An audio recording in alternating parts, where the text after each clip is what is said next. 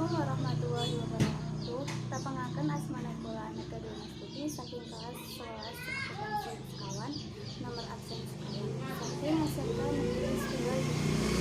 Asmaning guru basa Jawi inggih menika Bapak Edi Setiyono kangge menuhi tugas basa Jawi kula damel babagan pariwara temanipun COVID-19. COVID-19 yaiku virus anyar sing marakake lelara saluran apaban. Virus iki asale saka Cina. Ana dene gejala klin sing ditimbulake saka COVID-19. Kaping 1 watuk lan pilek.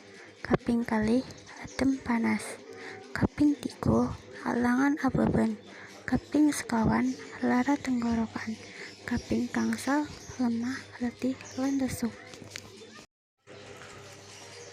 Ana dene cara pencegahane. Kaping 1 sregep nyumbah tangan nganggo sabun.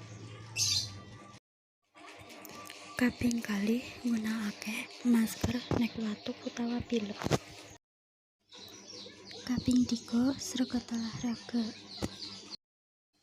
Cekap semanten kang bisa kula sampekake, kurang luwih njaluk ngampurane. Wassalamualaikum warahmatullahi wabarakatuh.